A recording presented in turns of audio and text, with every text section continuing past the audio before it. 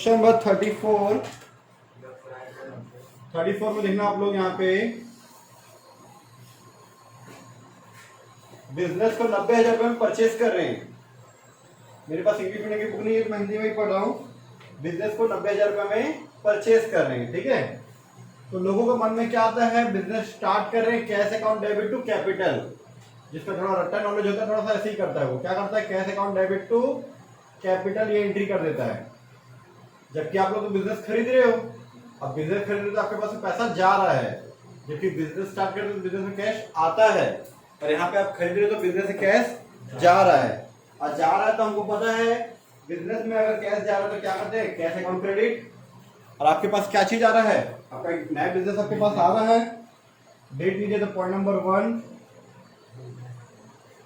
जैसे goods purchase करते तो परचेज अकाउंट डेबिट, वैसे बिजनेस परचेज करते तो business purchase account debit to cash account, business purchase account debit to cash account.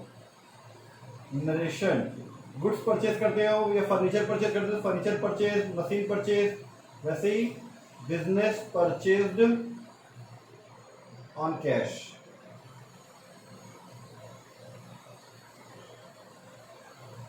ठीक है, कितना 90,000 रुपए है। बहुत आसान, समझ में आ गया। नेक्स्ट, मोहन ब्रदर्स कोलकाता से 15,000 रुपए मशीन परचेज किए हैं और उन्होंने हमारी ओर से भाड़े के 150 रुपए चुकाए। पहली बात, मशीन हम लोग नगद नहीं खरीदे हैं, उधार खरीदे हैं, क्योंकि क्वेश्चन में लिखा है कि मोहन ब्रदर्स से खरीदे 15,000 का। हम किसी दुकान में गए हैं और 15,000 का मशीन खरीदते हैं। अब वो हमारी ओर से भाड़े का मतलब जो गाड़ी भाड़ा हमारे घर तक पहुंचाने का खर्चा वो अगर जोड़ के देता है तो भविष्य में मुझसे कितना पैसा लेगा वो, 15,150 रुपए। 15,000 बोलेगा मशीन का, 150 रुपए गाड़ी भाड़े का, टोटल आपका उधारी कितना हो गया, 15,150 रुपए का आपके पास। ठीक है, तो मशीन आपके पास आ रहा है कितने का, 15,000 का। मशीनरी अकाउंट डेबिट 15,000 रुपए। फिर ये जो खर्चा हुआ उसका डेबिट 150 रुपए। ऐसा नहीं लिखते, इसको ऐड कर देते हैं, और कोई भी खर्चा होगा उसको भी ऐड कर देते हैं। एक एग्जांपल मैं आपको समझाता हूं। मान के चलो ये आपका बिजनेस है और ये आपका कलकत्ता है। कलकत्ता से आपके पास ऐसे मशीन आ रहा है 15,000 का। ठीक है, बहुत पुरानी समय की बात है। 15,000 का मशीन आया, 150 रुपए लाने का लग गया। ठीक, अब यहाँ पे मशीन आपके पास आया है, आके आप लाके चला के भुर्र से चलो जाएगा, नहीं उसे बहुत सारा नट पाना फिटिंग करना पड़ेगा, फिटिंग करने वाला अलग से मिस्त्री लगेगा। मान के चलो वो आके यहाँ पे 2,000 रुपए ले लिया।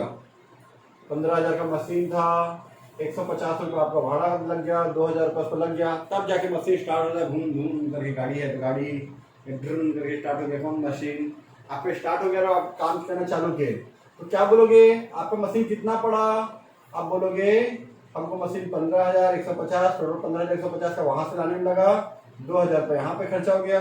टोटल कितना खर्चा आया, 17,150। 17,150 से क्या होगा, मशीनरी अकाउंट डेबिट। अगर एक ही दिन एंट्री करते हैं तो, लेकिन अगर अलग अलग एंट्री करते हैं तो सबका नाम में हम लोग लिखेंगे। ये भी मशीन अकाउंट डेबिट होगा, ये भी मशीन अकाउंट डेबिट होगा, ये 2,000 रुपये मशीन अकाउंट डेबिट होगा। तब तक होगा मशीन अकाउंट डेबिट जब तक वो मशीन चालू ना हो जाए। अगर मशीन के लिए आप वेजेस दिए हो, मजदूरी दिए हो, तो वेजेस अकाउंट डेबिट नहीं होगा, मशीन अकाउंट डेबिट होगा। क्यों, क्योंकि जब तक मशीन चालू नहीं होती तब तक उसमें वो जुड़ता है।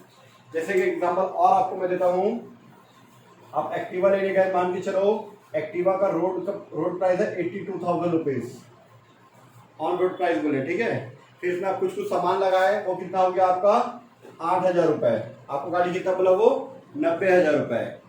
लेकिन मान के चलो है ना, ये हो गया आपको कितना, 90,000 हो गया। फिर आप उसमें और कुछ खर्चा करा दिए, टैक्स वैक्स देके सारा चीज आप जोड़ दिए, तो कितना हो गया आपका, 95,000 का हो गया मान के चलो। ठीक है, तो आप किसी को भी आपको पूछेगा गाड़ी कितना पड़ा, तो आप बोलोगे 95,000 पैसा सुनना बोलोगे। 82,000 का गाड़ी था, 8,000 का ये सामान जोड़े, 2,000 जोड़े, 5,000 इसका जोड़े। ऐसा हर किसी को डिटेल आप नहीं बताओगे। आप शॉर्टकट में क्या लिखोगे कि मुझे 95,000 रुपये पड़ा। अगर आप अलग अलग पेमेंट किए हो एक्टिवा का, तो इसके लिए लिखोगे Activa account debit to cash, 8,000 की लिखो active account debit to cash, active account debit to cash अलग अलग लिखोगे, जिसका उधारी है तो वहाँ पे नाम लिख देंगे। लेकिन आप इसका पेमेंट अगर एक साथ किए हो, एक ही दिन किए हो, तो तीनों को जोड़ के लिखेंगे। इस क्वेश्चन में क्या हुआ है कि 15,150 वाला एंट्री अलग है पॉइंट नंबर 2 में, और पॉइंट नंबर 3 में बोला कि इसको लगाने का कितना खर्चा हुआ है 450 रुपए। तो ये भी मशीन अकाउंट डेबिट होगा, ये भी मशीन अकाउंट डेबिट होगा, पर इसको अलग लिखेंगे, इसको अलग लिखेंगे, ठीक है, क्योंकि आप उधारी खरीद के लाए हो और इसका पैसा नगद दिए हो, ठीक है। डेट अलग अलग हो सकता है क्योंकि अलग अलग दिया है। मशीनरी अकाउंट डेबिट टू, उधारी खरीद के लाए हैं कलकत्ता से, टू मोहन ब्रदर्स, ठीक है। Being machinery purchased on credit, ठीक है, मशीन उधारी खरीदे और खर्चे का पैसा बोल दिए ना, and freight paid on our behalf, हमारे बदले में उन्होंने पेमेंट कर दिया, हमारे बदले में उन्होंने, ठीक है। चलो थर्ड वाला देखते हैं अब, 15,150, 15,150 हो गया ये।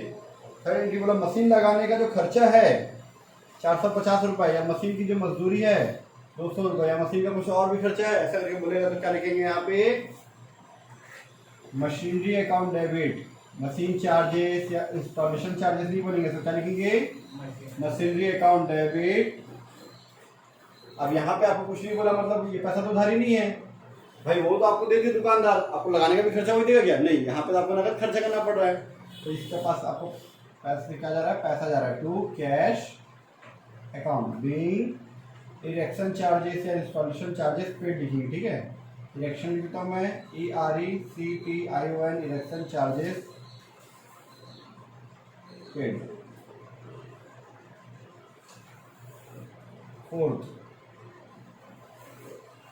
फोर्थ हमारा है, एक रुपये ने चुरा लिया, लापता है, अभी हम लोग बताए थे, ठीक है, वहां लिपि चुरा लिया था क्वेश्चन नंबर 32 में, उसको क्या लिखे, लॉस बाय थेफ्ट या फिर loss by stolen account debit. आपके पास क्या चीज चोरी हुआ है, कैश चोरी हुआ है, to cash account, being cash stolen by, वहां पे लिपि चुराया तो क्लर्क लिख दे, यहाँ पे कैशियर चुराया, रुपया चुराया तो कैशियर लिख दो आप।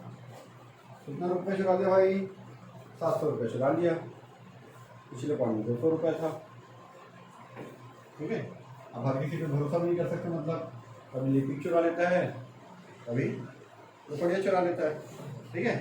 अब 50 रुपये का सामान आप फ्री में सैंपल के रूप में दिए कस्टमर को, आपका पुराना कस्टमर है, 1000, 2000, 10,000, 20,000 का ट्रांजेक्शन करता है, कोई नया चीज आया तो फ्री सैंपल के रूप में आप दे रहे हो बिजनेस, या आपका बिजनेस है, यहाँ पे आपका सामान रखा हुआ है, कौन सा सामान रखा हुआ है, ये सामान कहाँ से आया है, आप खरीद के लाए थे, परचेज किए थे सामान, 50 रुपये का सामान, यहाँ आपके पास गोडाउन में नया सामान रखा हुआ है, ये सामान आप खरीद के लाए थे, अब अपने पुराने कस्टमर, कोई अच्छे कस्टमर उसको फ्री में सैंपल के रूप में 50 रुपये का सामान दे रहे हो, तो आपके पास से खरीदा हुआ सामान जा रहा है, खरीदा हुआ सामान जाता है तो परचेस अकाउंट को क्रेडिट करते हैं। मैं बताया था जब भी हम लोग माल बेचे नहीं हैं, note number 2, general entry note number 2 क्या था, जब भी हम लोग सामान बेचे नहीं हैं फिर भी हमारे व्यवसाय से या बिजनेस से सामान जा रहा है, बेचे नहीं फिर भी जा रहा है, तो परचेस अकाउंट को क्या करते हैं, क्रेडिट करते हैं, ठीक है।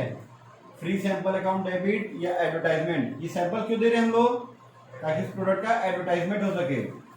फ्री सैंपल अकाउंट डेबिट लिख सकते हो आप, या फिर इसको फ्री सैंपल को आप एडवर्टाइजमेंट भी लिख सकते हैं, एडवर्टाइजमेंट अकाउंट डेबिट भी लिख सकते हो, ठीक है। टू परचेस अकाउंट क्रेडिट क्यों किए, क्योंकि आपके पास से सामान जा रहा है, बेचे नहीं फिर भी जा रहा है, ठीक है। Being goods given as free sample, ठीक है। ये था क्वेश्चन नंबर 34 आपका कंप्लीट विथ नॉलेज, टोटल आप लोग कर लेना, ठीक है, कंप्लीट।